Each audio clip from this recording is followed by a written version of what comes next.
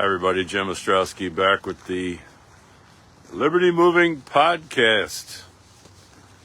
Up to 700 viewers last time. The message is getting out. This is where it's at. This is where it's at. It talks about something a little different today. I was selling books yesterday, and I thought might be good time, Christmas time, talk a little bit about my books, and we'll get into some other areas.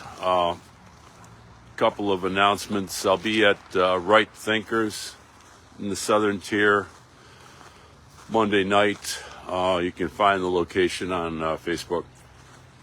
I had 8 of my books. I think I sold out Political Class Dismissed, oddly enough, my first book. But I'll have at least 7 of my books down there for sale, and it'll be on the panel as well. Constitutional Convention Thursday night. They're giving me an award.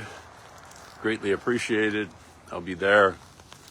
I'm not going to be selling books that night. That's just a Christmas party. And tonight at about 7, I'm talking to the New York Libertarian Party to try to convince them to shift to direct action. I was just working on my remarks this morning. I think it's a pretty solid case.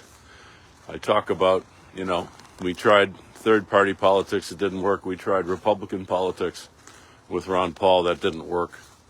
And there's really only one other option, direct action. It's a purely logical. I saw an old Star Trek, actually one of the newer Star Treks, the other day, and the Spock would say, "Yeah, Ostrowski's right." There's just no question that at this stage in its history, the Libertarian Party should go direct action. Will they?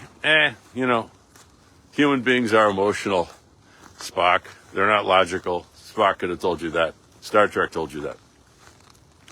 So we'll see. We'll see. If they think like Spock, they'll do it. If they don't, they won't.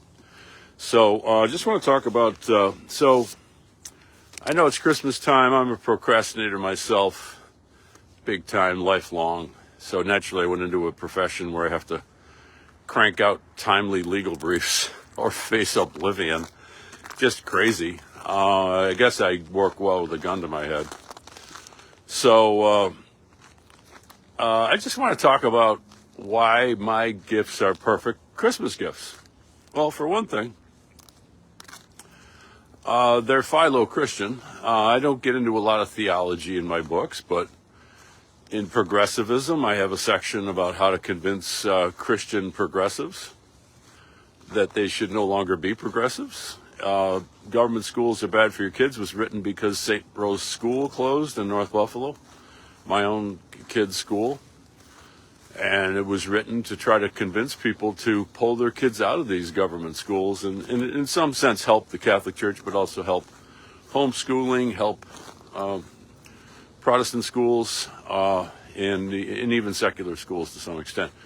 So when you buy my books, you're not going to get a book that trashes religion. In fact, I think the opposite is true. Again, although I don't claim to be a theologian, I don't preach to people about religion. I did do a podcast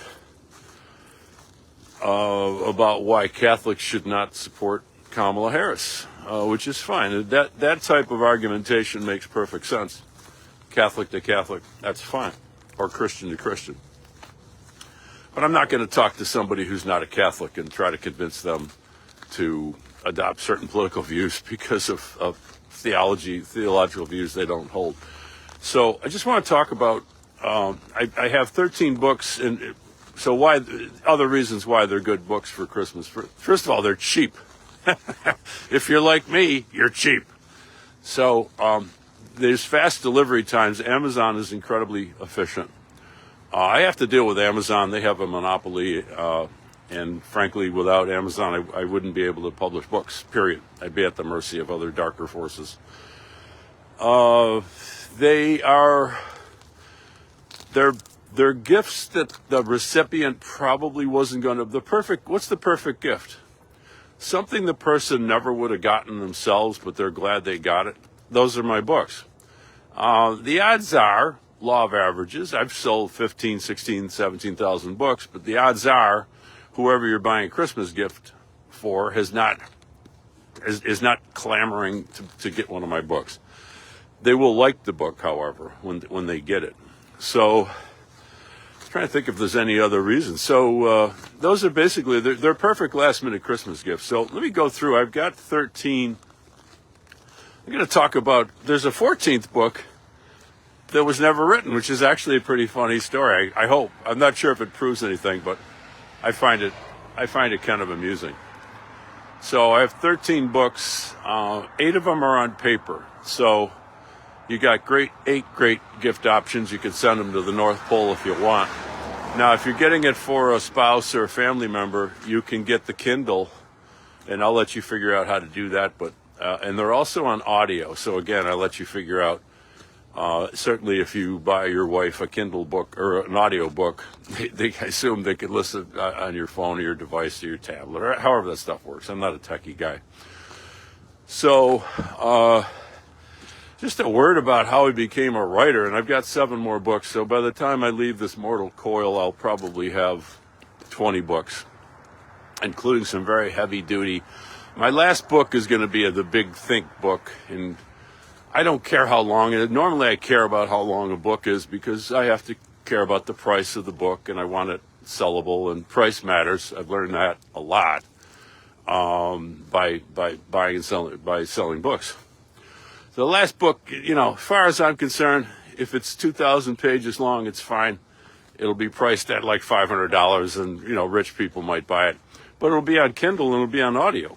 And those are cheap technologies. So but the rest of my books are relatively short, readable. I'm very aware that people are busy, and I don't believe in wasting a lot of words anyway. Like, when you get one of my books, you're not going to, you get one of my 200-page books, you're not going to think, wow, he could have said this in 100 words. You're going to think, rather, how did he say that in 200 pages? It's more like 500 pages of stuff.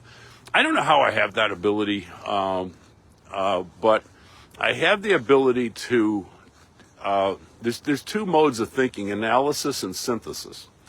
And I just happen to be pretty good at both. So I'm really good at picking things apart, and then I'm good at putting them back together. And when you put them back together, you identify the essence of the subject. And then it's just up to you to write in plain English. I have no idea how I'm able to write in plain English.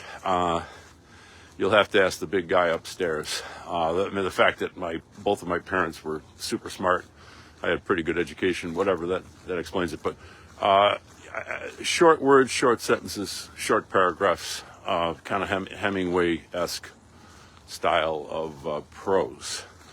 So I wasn't a great student in grammar school. I was okay in high school. I was okay in college. I was okay in law school. Nobody ever told me I was going to be a writer.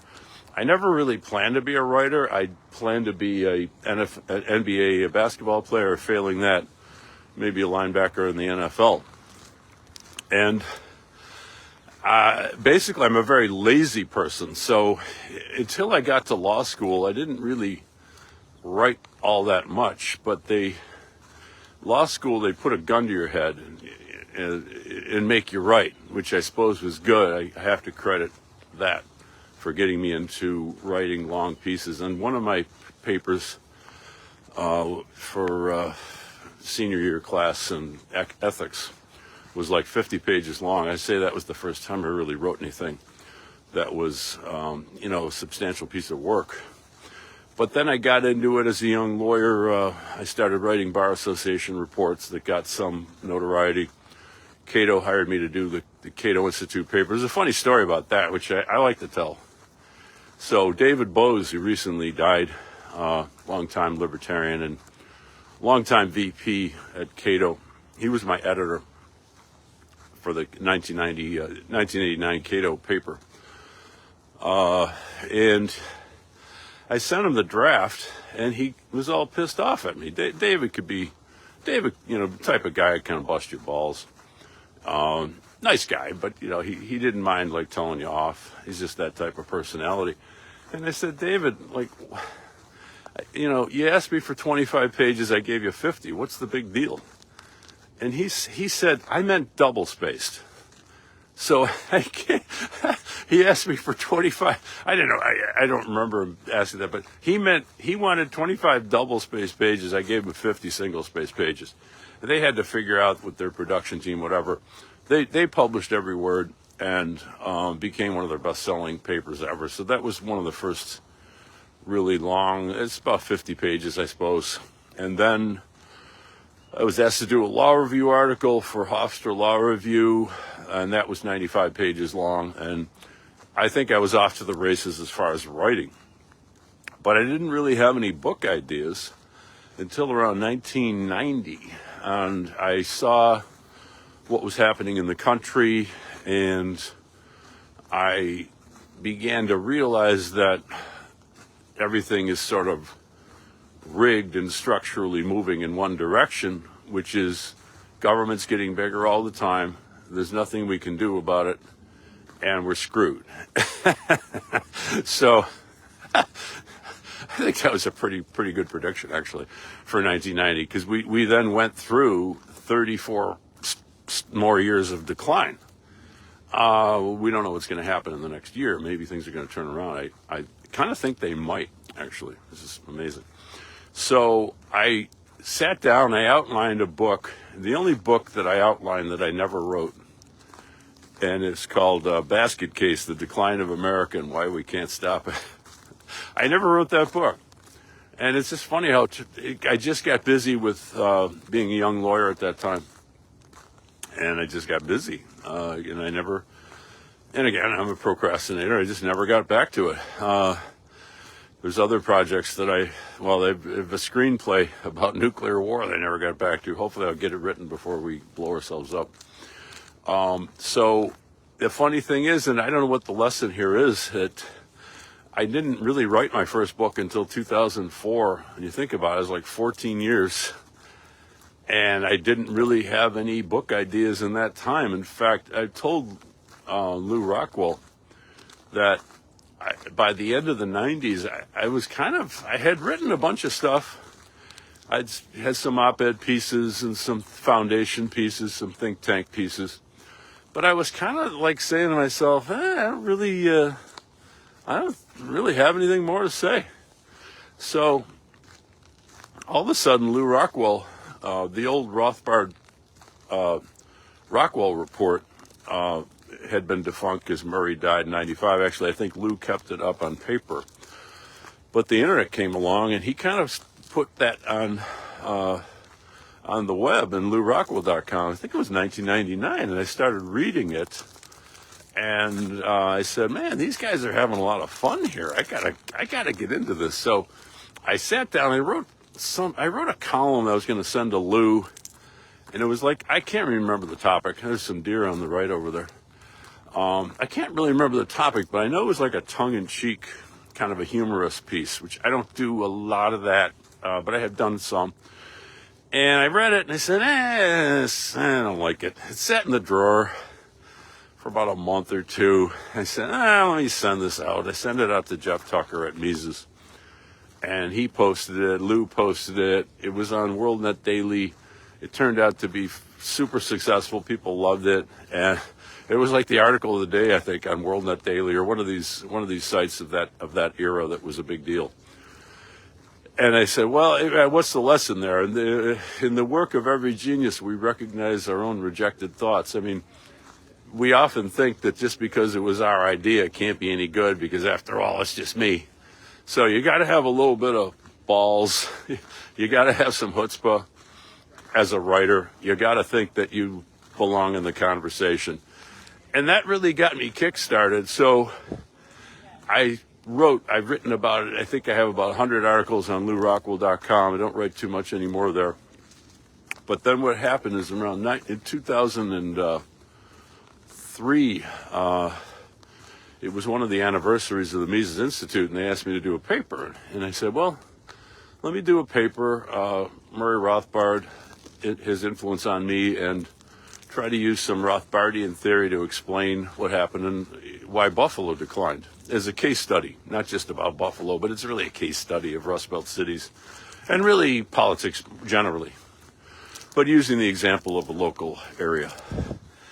And, one thing led to another. I tend to be a bit of a fanatic when I start to research stuff, and the thing grew into this monster. It was 25,000 words long. And, at the conference down in Auburn, Alabama, I could only get into a few pages of it in, 45 minutes an hour. So I had this big 25,000 word. I'll get into my books in a moment. We'd probably do about 3 podcasts on this. So, I had this big 25,000 word essay, and I wasn't sure what to do with it. I thought, well, let me send it to the local. There were still magazines like Art Voice. I said, papers of that nature. I said, let me serialize this thing, at least get it published. You don't want 25,000 words sitting, that I spent like 6 months on, digging into the archives of the Buffalo News, the Courier Express, all sorts of other things. Major research job in the Erie Canal and the St. Lawrence Seaway and all these, the history of the mafia in Buffalo and all this stuff. And so I thought, well, the other option, let me just publish this thing as a sort of a pamphlet and sell it for $5 or $10 at local stores or whatever, at least distribute, at least to get it out there. But then I thought, well, why don't I just publish this thing as a book? And there was no on-demand publishing at that time, so I don't even know what I was thinking. It was kind of a crazy thing to do. And I said, well, I took the 25,000 word essay, and I found 49 other, my best articles, some of which have been published on the web, but people would never read them all, never have them all in one place. And I put all these essays together. There's an essay in there about, it goes from domestic policy to foreign policy. There's personality profiles. One of the things I love to do, I hate to admit this, is to write an article about somebody and tear the shit out of them. I just happen to be, maybe it's that South Buffalo, culture of mocking everybody out all the time on the street. That old Irish thing, I suppose, from back in the old country. But I'm really good at tearing people apart. So there's some personality profiles, this quote in there. It's really a nice anthology. It's not a book, but it's an anthology. And the one essay is long enough to be a book, frankly. So I put that all together, and I came up with the title, Political Class Dismissed. It shows me the cover shows me in front of City Hall with a huge gavel, which is a long story, which if you read the book, you'll understand. So 2004, man, I was like 47. This is my first book, and it wasn't really even like a book. It was an stupid anthology. Not stupid, but... So that was my first book.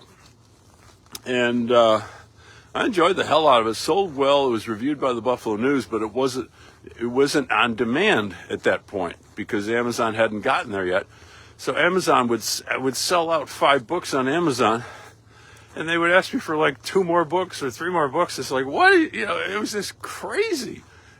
So basically the thing sort of faded out, but I'm very proud of that book. It's a great discussion of the political class, how I got involved in politics, what a political machine is, and all sorts of essays. Like, as I said, I wrote an essay about Iraq that predicted the Iraq Civil War. I'd never been out of the country or Canada,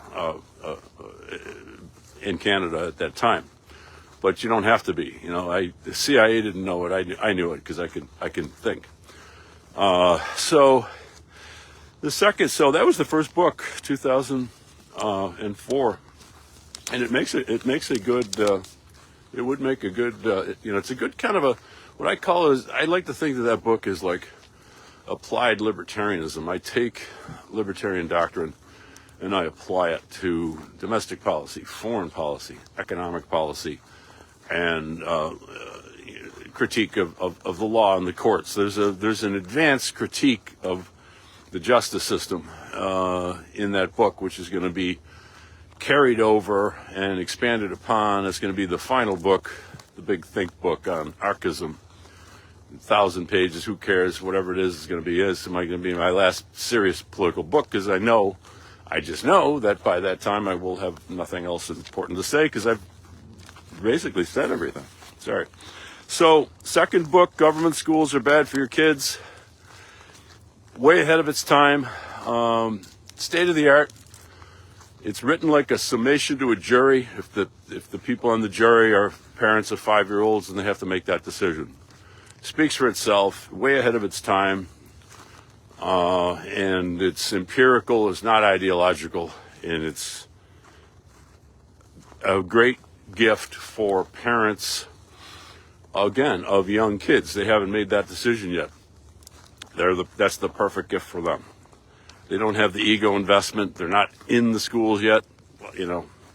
So third book, Direct Citizen Action. This is when I got into the theory of direct action, which was written for the Tea Party movement. The Tea Party movement kind of got co-opted and ceased to exist. But everything I'm doing now really is focused on direct action. I've written 5 or 6 books on direct action, but that's the manual, that's the primer.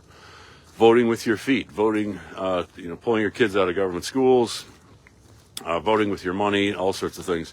There's now a company, by the way, Public Square, I think, which is based on, I'm not saying they got the idea from my book, but what I'm saying is I had the idea before they did.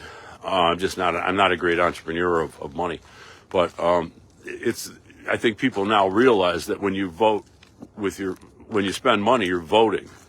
And so what I talk about a lot, in fact, I'm heading to Dash's for coffee. So glad there's no blizzard today because people can hear my audio. Buy local for liberty. We learned during the lockdown that the big companies loved the lockdown and benefited from it, and small business was hurt. So when you support small business, you're in a very sort of indirect but palpable manner, you're supporting liberty. Progressivism, a primer on the idea of destroying America. I mean, I could talk about that book for hours. That, I think, was my best book until my last book, which I'll get into hopefully before I hit hurdle. I might have to keep talking on hurdle. It's such a pleasant day, I have to say, even though it's winter. Progressivism, a primer on the idea of the title is a lie. There's 5 books in there. It's only 200 pages. There's 5 different books in there. The history of the liberty movement. Obviously, there's a book about progressivism in there somewhere. There's an analysis of the history of the conservative movement in there and its failures. There is an analysis of the fallacy of constitutionalism in that book. There's a tremendous amount of material about direct actions. It's numerous books all in one. Every time I get to this spot, my damn selfie stick goes off balance. I don't know if it's like God's trying to drive me crazy or does he maybe have something else to do today. So getting a new selfie stick this year. It's going to and they're going to use all of its features, which I actually don't here. So that was my best book, bestseller. I sold 12,000 copies. There was a time before I think certain dark forces took over the internet. I was selling 14 books a day. That book is the only book that truly dissects the ruling ideology of America from 1913 to 2024. It's like you say, no, that can't be right, Jim. Some old broken down, I was about to say the P word, Polish lawyer from Buffalo. And you wrote, Nobody Ever Heard of You, you son of a bitch. And you wrote I did. I wrote the only fucking book that drills down and defines what the ruling ideology of the country is. I have an 8-part definition of it. Why haven't you read that book yet? That's like sick. That's sick shit. Get that. That book is the perfect gift for either a high school graduate, because it'll immunize them from all the bullshit they'll learn in college, or a college graduate, because that'll sort of cure them of a lot of the bullshit they learned in the last 4 years. Perfect. Moving on, because I'm running out of park space. 2016, I had a co-author, the impeachment of Barack Obama and Hillary Clinton for high crimes in Syria. Wow, that seems to have popped up in the news. What those two bastards did in Syria and Libya is so evil I don't even believe in prison, to be honest with you. I know that sounds crazy. I really don't. I think prison's bullshit. Well, you're going to quote that back at me. I'm going to explain that in my final book. I think society should be structured differently, and if it was, there would be a minimal need to lock people up. I'll leave it at that. But those people should be in fucking prison. And I am opposed to the death penalty my whole life, but people got hung at Nuremberg for the shit that Obama and Hillary pulled in Syria and Libya, which is a direct, unjustified invasion of a foreign country that caused hundreds of thousands of people to fucking die. And now Al-Qaeda controls Syria. Thanks, Obama. Thanks, Hillary. That book is a short, I'm never writing another book about foreign policy.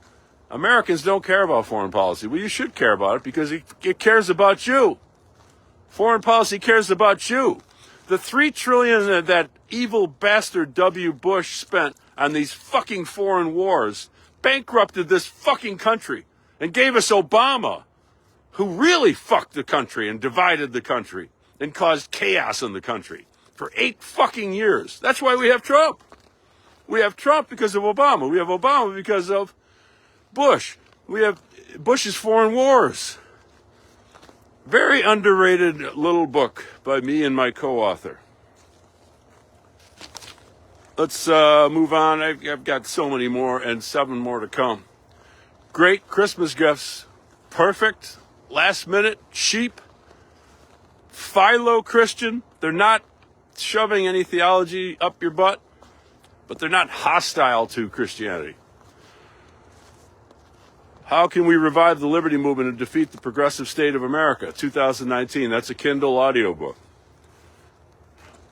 The Second Amendment Works, a primer on how to defend our most important right, 2020. That's the definitive case for the Second Amendment, which I have a sequel to, which I'll talk about in a second. Perfect gift for a gun owner.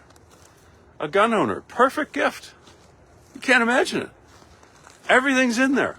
There's original research in there about how coups d'etats are related causally to the lack of a right to bear arms in those civilian populations in those countries.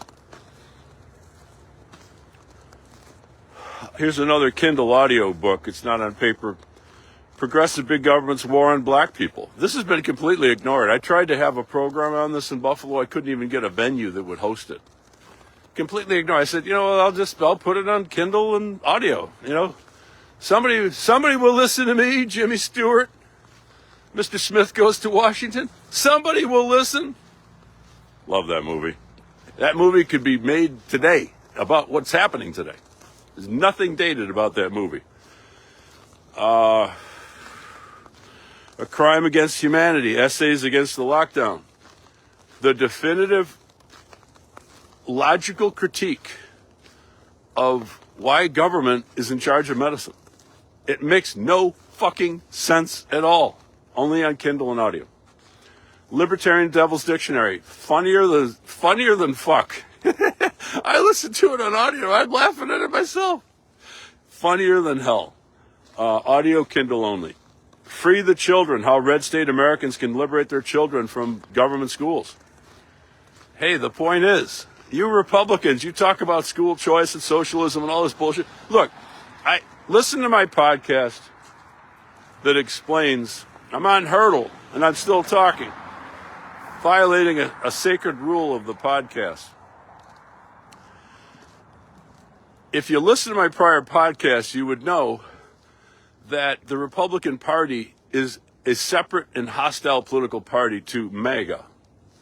And so my message to the Republican Party, which is really just a fraud scheme, you claim you're for school choice. You claim you're against socialism. You control 23 states. You could get rid of government schools tomorrow, and believe me, they should. There's no reason to have the government involved in education. Oh, sorry to tell you, sorry to burst your bubble, everybody. They could do it in a heartbeat, and they refuse to do it because they're a bunch of phonies and frauds. Maybe if I get on the Doge Commission, I can convince Musk to push this idea. Libertarian solution to the immigration crisis 2023. I cut the Gordian knot on immigration. The lack of a coherent, politically feasible policy is what led to the